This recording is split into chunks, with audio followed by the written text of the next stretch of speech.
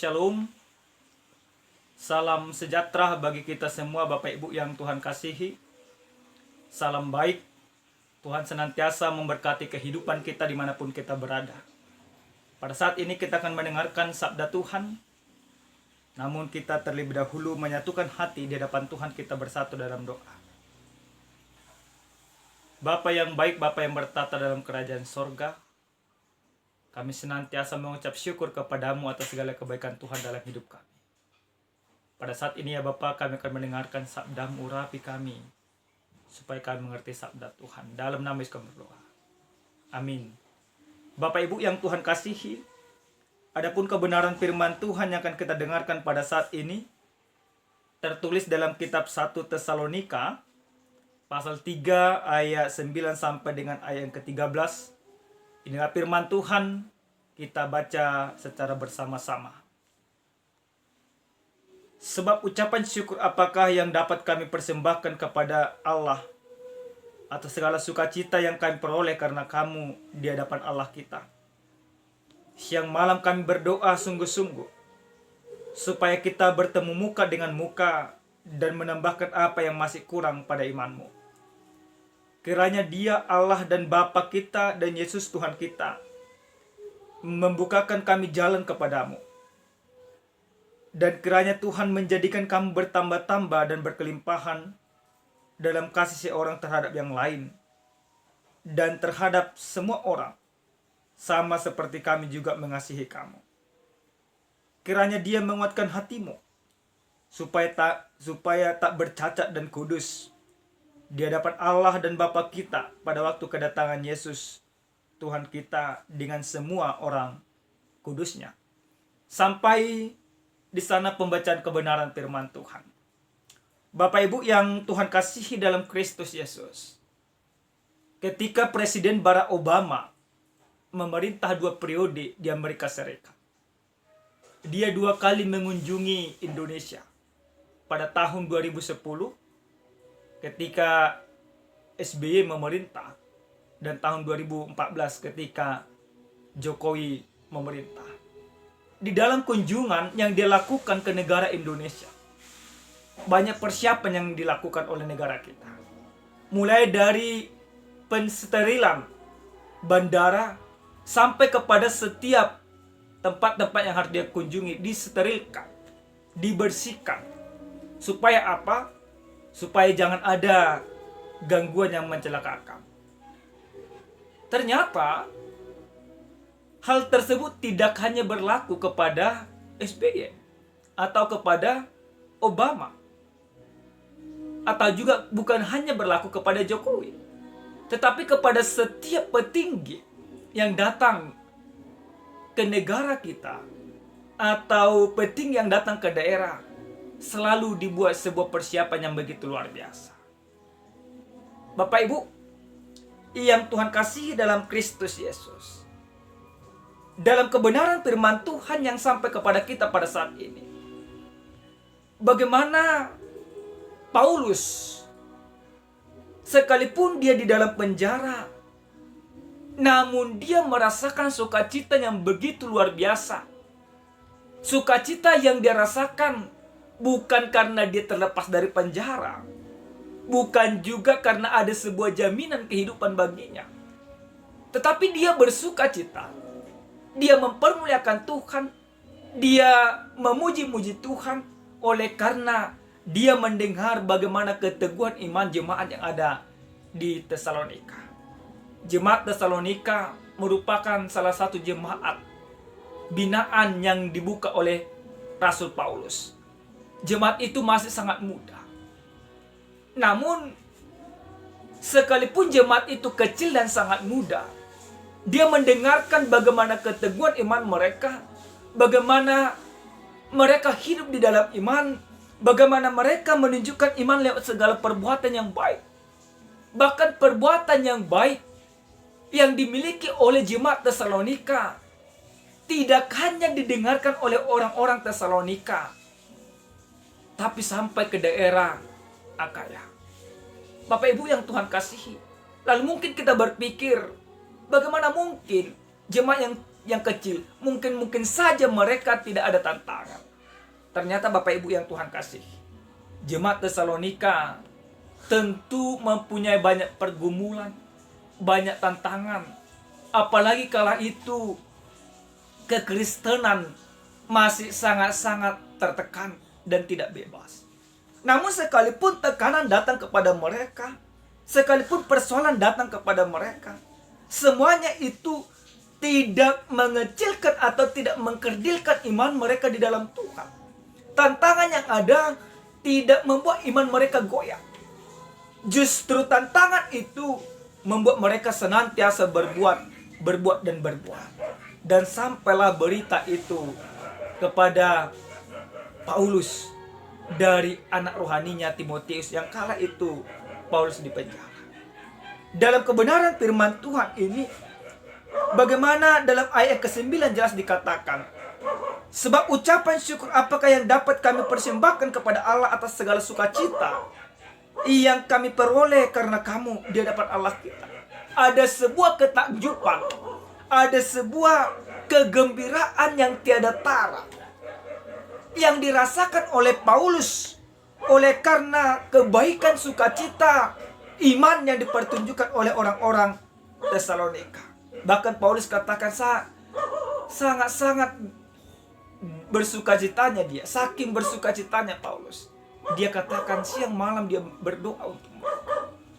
Paulus senantiasa membawakan jemaat Tesalonika di dalam doanya siang dan malam. Yang artinya seperti apa? Paulus benar-benar memperhatikan jemaat Tesalonika dalam segala hal, termasuk dalam hal doa.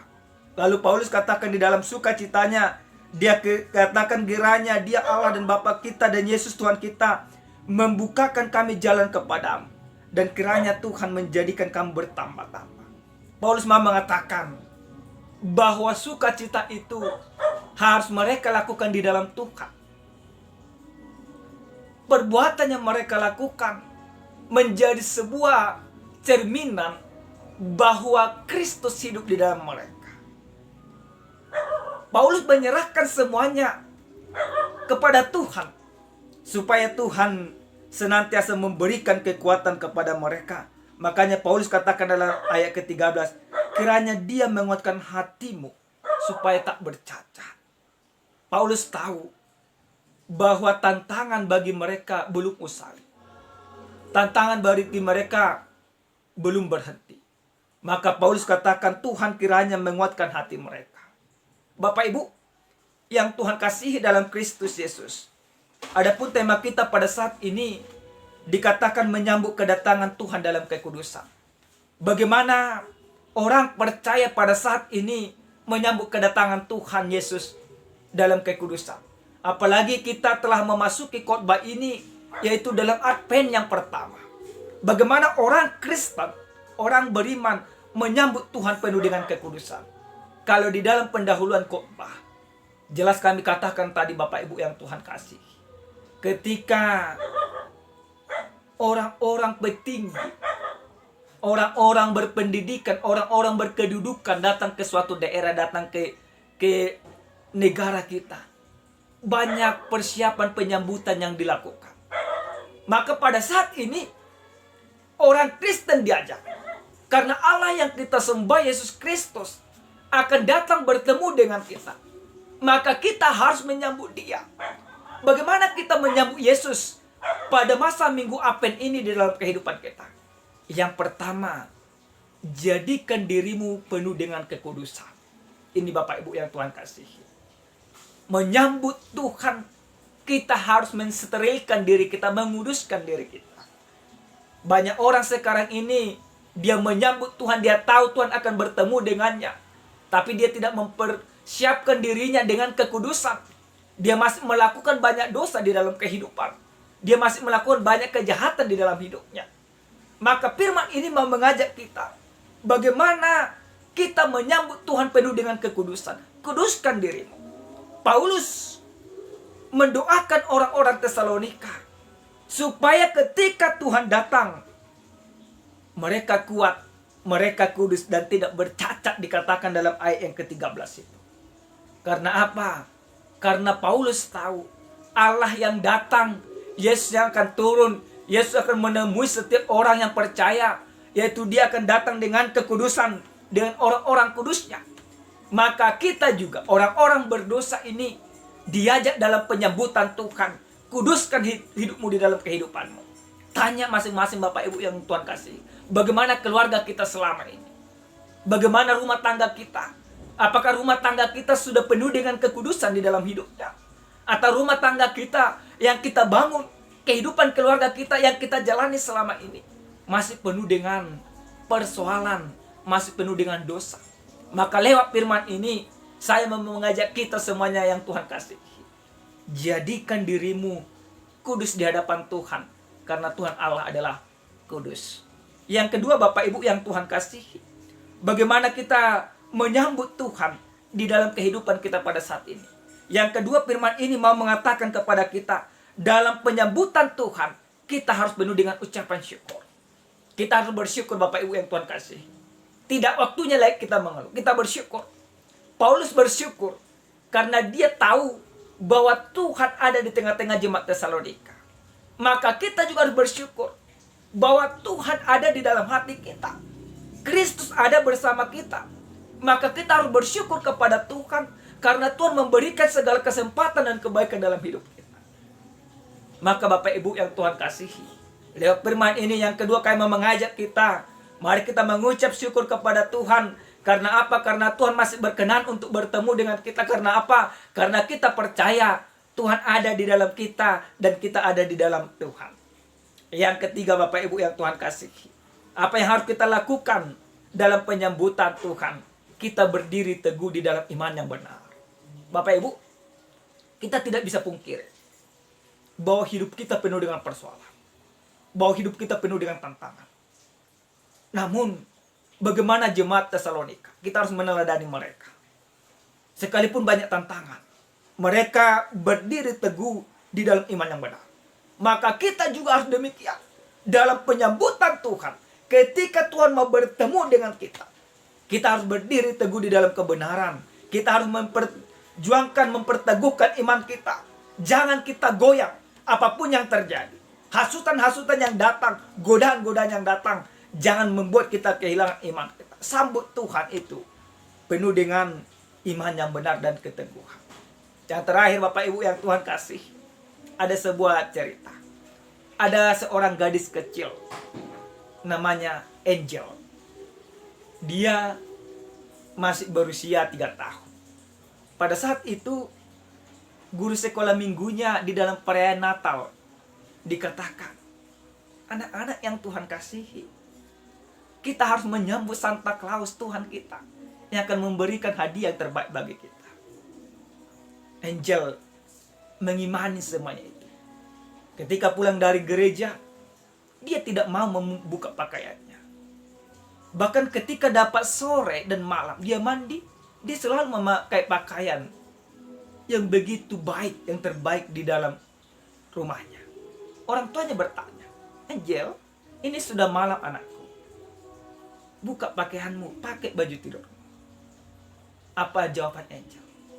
Ma, kata guru sekolah minggu kami, Yesus akan datang membawa hadiah. Seperti Santa Claus yang bagi-bagi hadiah.